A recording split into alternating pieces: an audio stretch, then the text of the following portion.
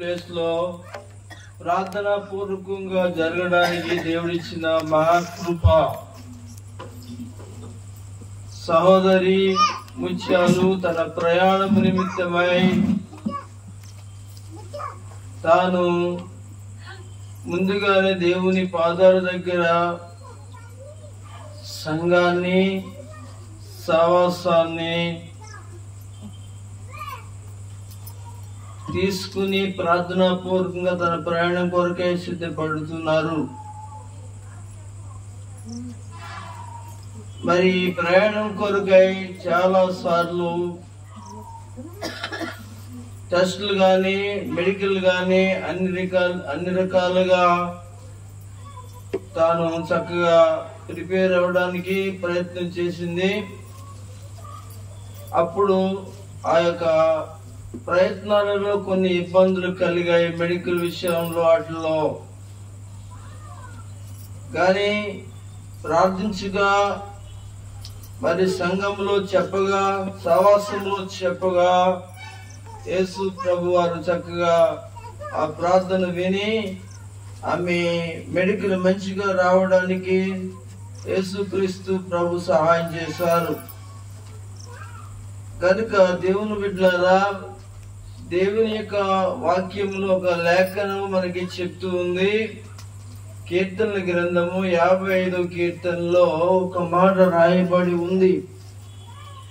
అది 22వ వచనం. 55వ కీర్తన 22వ వచనం. నీ భారము యెహోవా మీద మోపము, ఆయన నిన్ను ఆదుకునేను. ఒకసారి అంత స్తోత్రం చెప్పండి. అవును, అది మీ భారమైన, ముత్యాల భారమైన, అది పాస్టర్ గారి భారమైన, ఇక్కడ కూర్చుని సోదరుల భారమైన, ఈ వాక్యం వింటున్నా, యేసు మాటలు వింటున్నా ఇరుగు పొరుగు వారైనా ఎవరైనా గాని యేసయ్య ఈ రాత్రి చెప్తున్న మాట ఏంటంటే, నీ భారము దేవుని మీద మోపము. అవునండి దేవుని బిడ్డలారా, చాలా సార్లు ఎన్నో సమయాలలో మన భారం మన నెత్తి మీదే వేసుకుంటాం. దేవుని స్తోత్రం చెప్పండి. అంతేనా? ఒక చిన్న విషయాన్ని చెప్తాను నేను. ఒక అతను దారమ్మట ఒక గంపలో అరటి పళ్ళు పెట్టుకుని పెడుతున్నాడండి. చాలా ఎండాకాలము పెడుతూ ఉంటుండగా అటు నుంచి ఒక కారు వస్తుంది. ఇతనేమో ఒక బలహీనుడు, అదే ఒక వయసు కలిగిన వాడు, చాలా ఎండలో వస్తున్నాడు. ప్రియులారా, అయితే ఏం జరిగిందంటే ఆ గంపలో అరటిపళ్ళు పెట్టుకుని అమ్ముకుంటూ పెడుతున్నాడు. సరే, ఆ కారు అతను ఆఫ్ చేసి, బాబు ఎక్కడికి వెళ్తావురా నాన్న అని అడిగితే, నేను పలానా చోటికి వెళ్తాను. సర్లే, మరి అంత దూరం ఏం వెళ్తావు కానీ కారు ఎక్కువ అన్నాడండి. కారు ఎక్కామంటే కారు ఎక్కాడు. ఆ కారులో కూర్చున్నాడు, చక్కగా వెళ్తూ ఉన్నాడు. ఈ డ్రైవర్ తోలుతున్నాడు, వెనకాల కూర్చుని వెళ్తూ ఉన్నాడు.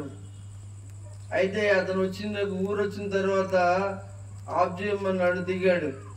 దిగితే ఎలా దిగాడో తెలుసు అంటే, అతను కారులో కూర్చున్నాడు. కూర్చున్నవాడు కూర్చున్నట్టుగానే ఆ గంప నెత్తి మీద పెట్టుకునే కూర్చున్నాడు. ఏంటంట, అతని గంప నెత్తి మీద పెట్టి కూర్చున్నాడు. అసలు ఆడు మొయ్యలేక నడవలేకపోతున్నాడు. భారంగా నెత్తి మీద పెట్టుకున్నాడు కనుక ఆడి భారాన్ని కదంతా నేను తేలిక చేద్దాం, ఇబ్బంది పడకుండా వెళ్ళవలసిన చోటుకి వెళ్ళినప్పుడు కాదు దూరం వెళ్ళి నన్ను అమ్ముకుంటాడు, ఎంత భారం ఎందుకని చెప్పి కూర్చోబెడితే ఆ భారాన్ని తీసి అక్కడ పక్కన పెట్టడం అనేసి ఆ భారాన్ని అతను నెత్తి మీద పెట్టుకుని ఆ కారులో కూర్చున్నాడండి. యేసు ప్రభు వారు చెప్తున్న మాట ఏంటంటే, ఇదిగో నీ భారము నా మీద మోపము. ప్రైజ్ ది లార్డ్, హల్లెలూయా. కనుక ఇక్కడ కూర్చున్నట్టు మీరు దేవుని బిడ్డలారా ఆ గంప నెత్తి మీద పెట్టుకుని కూర్చున్నట్టు వ్యక్తిలాగా, కారులో కూర్చున్న వ్యక్తిలాగా కాకుండా దేవుడు చెప్పిన మాట దేవుళ్ళ మీద పెట్టండి, ప్రార్థనలో పెట్టండి, అనగా సంఘం మీద పెట్టండి, సహోదరుల మీద పెట్టండి, అనగా దేవుని యొక్క సేవకుల మీద పెట్టండి. ముఖ్యంగా దేవుని మీద మీ భారాన్ని పెట్టండి. దేవునికి మహిమ కలుగును గాక.